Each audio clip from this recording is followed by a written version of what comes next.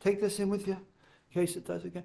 Hey, good evening, Tony Dattino. Just responding to a cell phone call and back here with you. And happy holidays to you guys celebrating Passover and Easter this weekend. It's hard to believe the years just go by quickly, and it seems like it's time to appreciate all of the blessings we have in life, and we certainly have many.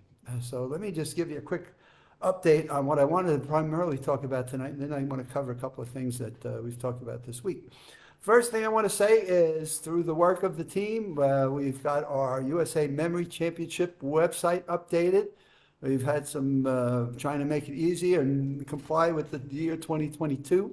So we can now just scroll down. People can look at the website and still see, connect with Facebook, Tony Live with Tony broadcast. They can look at YouTube videos from last year's USA Memory Championship, which Nelson Dellis won for the 5th time. And they can navigate through and register for this year's competition. So there's a lot of good things that you can take a look at. I would strongly suggest you take a look at usamemorychampionship.com and see what's up there, and find some people that might be interested in competing in this year's event. We are still holding on to the virtual for the qualifying event, which will be July 30th. And we will be doing that with the help of Lumosity and our friends from Memory League. So that's out there prominent on the website. In fact, that's the primary focus. And then, of course, we have a couple of our courses that are available to take. One will help you to participate in the Memory Championship. It's called our Maximum Memory Mastery, and that is what we've learned from the mental athletes that have competed in 22 years of the USA Memory Championship on different skills that they've learned to prove what the overall mission of the USA Memory Championship, which is science is telling us there is so much more we can do with our brain than we ever thought possible. And what I always like to tell people is the word memory is a verb as opposed to a noun. And they kind of look at me like, what are you talking about? And what I'm saying to them is the word memory is not fixed at your birth and stays. It's very, and you have the genes or you don't, as people have said to me. Gee, I didn't realize there was something I could do to improve my memory. So I say, well, there are things, systems, methods, mnemonics, techniques, skills that you are certainly able to learn, and they can help you to improve your memory. And so I tell people it's a verb. There are actions you can take to improve your memory. And we see that with the people that have performed and competed in the USA Memory Championship. And they've done a phenomenal job at really helping us to broadcast the messaging to people across the country. Yet it still amazes me after 22 years how many people have said, I've never heard of this. And so we've expanded our efforts in the past 2 years to Facebook and YouTube, and we've been publicized on a number of TV programs. We had the Netflix special that ran a couple of summers ago on memory games, and now we're trying to get people to understand there are 6 keys to accelerate your brain fitness. So it's like that. Look at that icon. It's like a muscle. Your brain is like a muscle, and there are activities and things that you can do to improve how well you remember the names and faces of people. So I always tell people, look at me, okay, and think of, first, I live in Florida, but when I leave Florida, I often go to New York, Tony, which is my name, Tony. When I was up at the Ellis Island Museum, I was surprised to find out where the name Tony came from, which was how they used to mark on people's luggage or tags or identification, Tony, to New York. And my first name is Tony. So when you look at me, think of he's always going to New York. So how do you remember my first name? Look at me and say, oh, he's going to New York. That's Tony.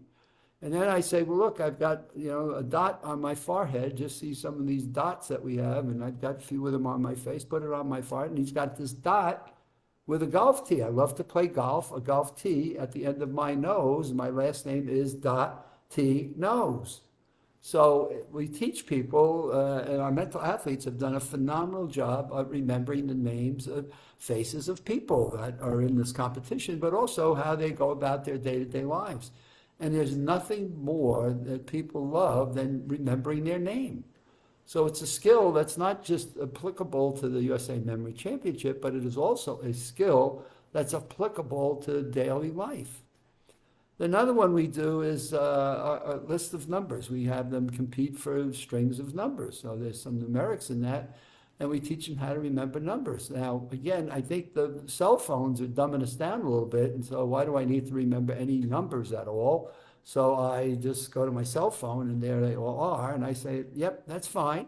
But numbers and or slash math comes about us in life all the time when we look at percentages of things that are discounted or on sale, or percentages of increases now in terms of what does it mean when we hear about inflation being increased by 8.5%? What does it mean when I look at the cost of a house going up by 20%? What does it mean if I'm going to lose 10% on an investment that I make? So numerical values and numbers are things that most people just kind of move away from. Well, in our USA Memory Championship, we've got people that are able to go through a string of 500 digits and remember those strings. And they'll remember phone numbers and addresses, and they'll just click these things off and snap them off like they're part of a cell phone, but it's in their brain.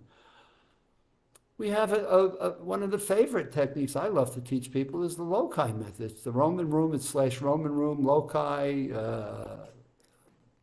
method of how we create anchors in our brain, and how those anchors help us to remember more. So when I was doing the Brain Fitness Academy last week, for people with mild cognitive impairment, they were amazed to learn that there are these skills and lessons that we can learn to create these anchors in our life, which then basically drives me crazy when I hear this, is that the more we learn and the more anchors, the more roots that we create, the easier it gets to remember things. And yet we continue to read that the older we get, the more our memories are to fade. And so this week I've read several articles on dementia and how we can fight that off and things we can do, which is what we're really talking about, and how you can delay dementia or how you can push it out.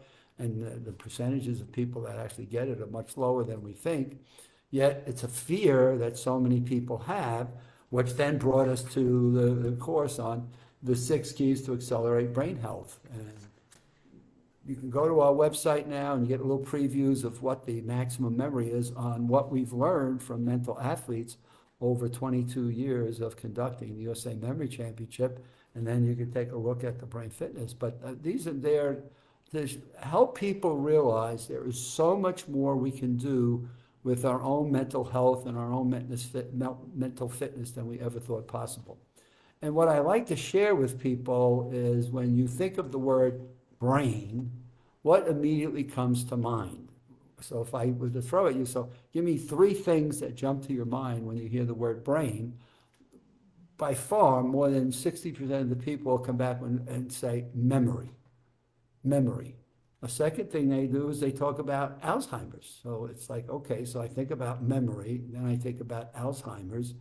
And then brain, they come back with and think about losing it and worrying about losing it. So that's what people seem to come back with and be the most concerned about, which then brings me to an exercise I did on Monday that I got some great feedback on today, which is at the end of each day as you're socializing with people, have a conversation with them about what were some things that brought a smile or laughter or a joy to your life today.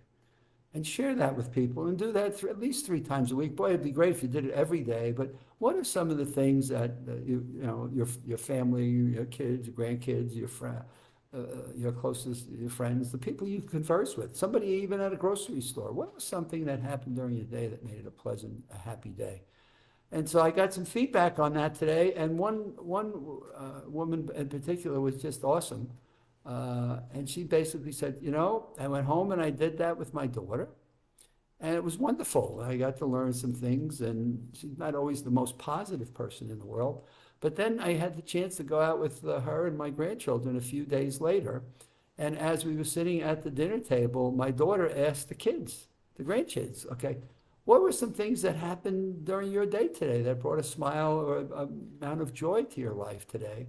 And the kids just loved that exercise. So she said, you have no idea what a difference that made to our dinner conversation as we went through that simple thing called gig, which is good in, good will grow, garbage in, garbage will grow, and our audacity will tell us that greatness in and greatness will grow. And what I've seen in the USA Memory Championship over the years is greatness in as greatness has grown.